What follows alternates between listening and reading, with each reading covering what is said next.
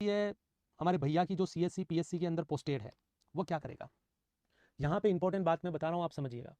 अभी हमने एपिडियोमोलॉजी और क्लिनिकल क्लासिफिकेशन का बात किया, अभी इधर आपका रोल आता है, आप CHO हो, you are working in community. देखो बच्चों, हम फिर से बोलते हैं MSN का हिसाब से नहीं पढ़ रहे हैं, हम इसको CHO के चश्मे से देख रहे हैं, MSN को, कम्युनिटी को। अगर आप PSC CSC सब सेंटर पे पोस्टेड हैं, अब आपका क्या काम होगा और आपसे क्या उम्मीद की जाती है वो मैं बता रहा हूँ। सबसे पहले होता है साहब, आप असेसमेंट करते हैं पेशेंट के अंदर। एक पेशेंट आया, उसको हम असेसमेंट करेंगे, है ना। आप असेसमेंट करेंगे, आप हिस्ट्री लेंगे, आप फिजिकल एग्जामिनेशन करेंगे, आप क्लिनिकल फाइंडिंग्स को देखेंगे। या जो बच्चे नहीं झेल पा रहे, ये क्लिनिकल फाइंडिंग बता रहा हूँ मैं किसकी, हाइपरटेंशन की। ऐसा समझिए आप कि हाइपरटेंशन वाला व्यक्ति अगर आए हमारे पास तो उसमें क्या फाइंडिंग हो सकती है जो कम्युनिटी हेल्थ ऑफिसर उसमें देख सकता है। ये बड़ा सिंपल प्रश्न है। ताज्जुब की बात है कि हाइपरटेंशन वाला व्यक्ति अगर आपके पास आएगा तो अनिवार्य नहीं है कि उसमें कोई फाइंडिंग हो। तो majority of people who are having hypertension does not possess any specific manifestation which required us to considered कि भैया उसको क्या है, हाइपरटेंशन है। तो असिम्प्टोमेटिक होता है, असिम्प्टोमेटिक होता है। आप देखते हैं पेशेंट क्या होता है बच्चों, असिम्प्टोमेटिक होता है। जो सिम्टम्स आ सकते हैं वह क्या है, सिम्टम्स आ सकते हैं वो ये हैं कि पेशेंट को हेडेक हो सकता है बच्चों, कोई कोई पेशेंट है वो हेडेक की कंप्लेन करता है। कोई व्यक्ति बोलता है कि यार नींद अच्छे से नहीं आती। कोई बोलता है कभी कभी ऐसा लगता है जैसे चक्कर आते हैं, डिजीनेस होता है। कोई बोलता है कि थकावट कमजोरी ज़्यादा होती है। पेशेंट का जो लुक है वो फ्लश्ड होता है। किसी को टिनिटस होता है। कोई बोलता है मेरे नक्सीर ज़्यादा आती है, एपिस्टेक्सिस होता है। कोई बोलता है मेरे चश्मे के नंबर चेंज हो रहे हैं बार बार। मतलब ऐसा कुछ प्रदर्शन भैया कर सकता है। तो these are the important observation which community health officer to acknowledge from patient. जब आप उससे कम्युनिकेट करेंगे, बात करेंगे, उससे पूछेंगे भैया क्या हुआ, तो वो बता सकता है कि यार सर दुखता है, सुबह उठता हूँ तब दुखता है। मॉर्निंग बहुत बढ़िया, ये इंपॉर्टेंट चीज़ है कि मॉर्निंग्स आवर्स के अंदर ऑक्सीपिटल रीजन में उसको दर्द होता है। वो बोलता है कभी कभार चक्कर आते हैं, थकावट ज़्यादा होती है, गुस्सा ज़्यादा आता है और कानों में कुछ सुनाई देता है, एपिस्टेक्सिस होता है, बार बार नक्सीर आती है, विजन लॉस हो रहा है। ऐसा कुछ भी देखता है और ऐसा कुछ भी वह बता सकता है और ये हमारा CHO भैया असेस करेगा। जब CHO असेस करेगा तो फिर वो उसका ब्लड प्रेशर लेगा बच्चों। ब्लड प्रेशर आपको दोनों आर्म में लेने हैं, आप सिटिंग और सुपाइन पोस्चर में लेंगे। और आप ताज्जुब करेंगे जब आप BP देखेंगे तो आपको BP क्या मिलेगा, पेशेंट का बढ़ा हुआ मिलेगा। हम बोलेंगे पेशेंट को क्या हो गया बच्चों, हाइपरटेंशन हो गया। तो बड़ा सिंपल है कि आप जब BP देखोगे तो BP आपको क्या मिलेगा, बढ़ा हुआ मिलेगा। तो बड़ा सिंपल है, ये कुछ ऑब्जर्वेशंस हैं, ये फाइंडिंग्स हैं, ये प्रेजेंटेशन है जो हम एक्सपेक्ट कर सकते हैं एक पेशेंट को जिसको हाइपरटेंशन है ना। कि आपने फिर देखा तो BP उसका क्या मिला सर, बढ़ा हुआ मिला। हमने बोला यार ये जो प्रेजेंटेशन है वो ड्यू टू क्या है, आपको हाइपरटेंशन है।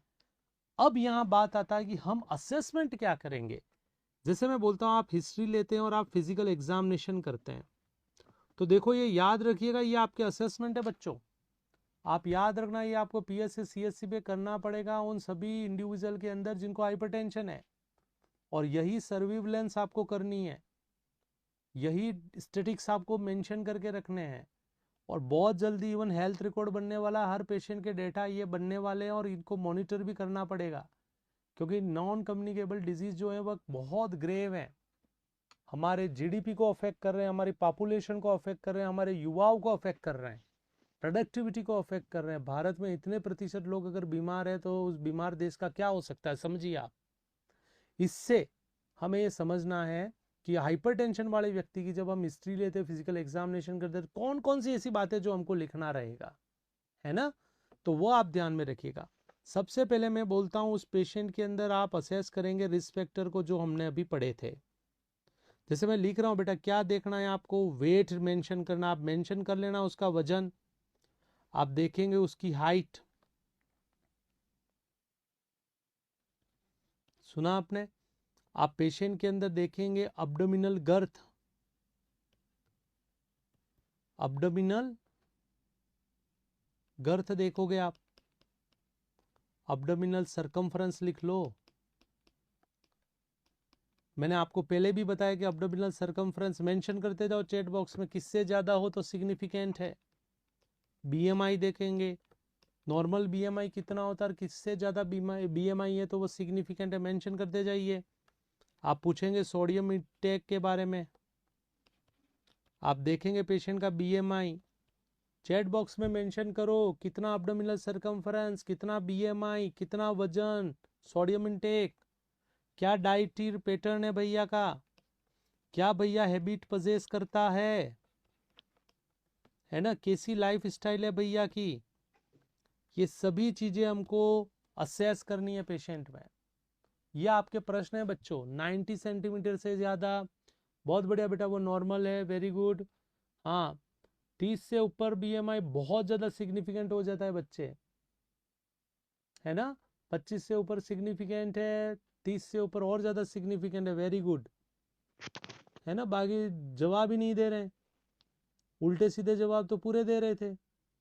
जब बात आई है पढ़ाई की तो वहां तो फेल रहे हो आप। प्लीज याद रखिएगा, ये असेसमेंट है जो आप करेंगे। आप वजन देखेंगे, हाइट देखेंगे, अब्डोमिनल सरकमफ्रेंस देखेंगे, पेशेंट का बीएमआई देखा जाएगा, सोडियम इंटेक, डाइट, हैबिट और लाइफस्टाइल पूछा जाएगा। सेडेंटरी लाइफस्टाइल तो नहीं है। मैंने बोला ना बेटा, 80 90 हो गया, 25 से ऊपर हो गया, 30 से ऊपर बीएमआई हो गया। सोडियम इंटेक है मतलब सब चलता है खाने में, सब बीड़ी सिगरेट तंबाकू गुटखा चलता है। ये बड़ी इंपॉर्टेंट है, ये रिस्क असेसमेंट है रिस्क फैक्टर का।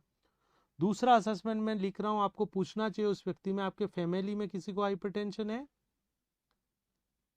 आप में कोई साइन सिम्टम्स है हाइपरटेंशन के, आप कोई दवाई तो नहीं ले रहे।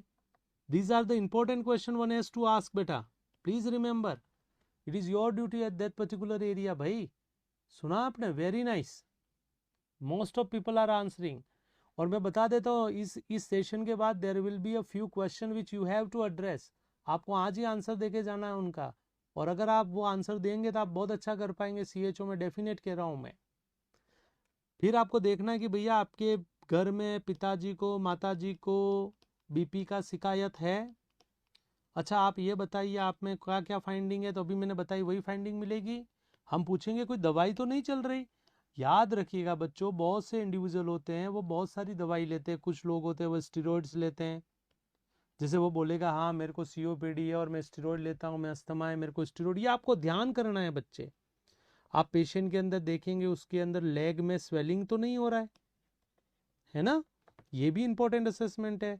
कोई प्रकार का ओसीपी एनएसआईडी तो नहीं ले रहा है, इसको भी हमको अवलोकन करना। तो ये अवलोकन हमको करने हैं। These are the few important assessment which one has to do. सही है ना, उस इंडिविजुअल के अंदर जिसको क्या है, हाइपरटेंशन है। तो मैंने कहा ये आपका है हिस्ट्री कलेक्शन बेटा, जो हम करे हैं रिस्क फैक्टर के बारे में, जिनमें इन पॉइंटों को ध्यान में रखना है। तो ये सब प्रश्न है। इसके अलावा फैमिली हिस्ट्री, साइन सिम्टम्स, कोई दवाई तो नहीं ले रहा, पेशेंट की हाइट लेंगे हम, पेशेंट का सरकमफ्रेंस अब्डोमेन का लेंगे। अभी मैंने बोला है तो बोलना sir we may try to listen bruit, हम ब्रूट सुनने का कोशिश करेंगे। कहाँ पे, रीनल, कैरोटिड, अब्डोमिनल एरिया में, है ना। और आई एग्जामिनेशन एक इंपॉर्टेंट एडवोकेसी है। ये फिजिकल एग्जामिनेशन के इंपॉर्टेंट पॉइंट्स हैं जो आपको हाइपरटेंशन में ध्यान में रखने हैं। तो बच्चों बेसिकल एग्जामिनेशन, फिजिकल एग्जामिनेशन के इंपॉर्टेंट पैरामीटर है ब्लड प्रेशर, वजन, हाइट, अब्डोमिनल सरकमफ्रेंस, अस्कल्टेट करना ब्रूट का, रीनल पे, कैरोटिड पे और अब्डोमेन में। आई एग्जामिनेशन कि ठीक है डायग्नोस हो गया, डेटा हो गया, आइडेंटिफाई हो गया, अब इसका मैनेजमेंट क्या होगा। मैनेजमेंट में एक तो हो गया मेडिकल मैनेजमेंट, जहां पे कुछ दवाइयाँ चलेंगी जो पेशेंट का एज के हिसाब से, कंडीशन के हिसाब से, रिस्क फैक्टर के हिसाब से होगी, जो हो सकती है डायूरेटिक्स, जो हो सकती हैं साहब पेशेंट के अंदर AC inhibitor, angiotensin receptor blocker, calcium channel blocker, beta adrenergic blocker, alpha receptor blocker, you will be getting information in pharmacology, है ना।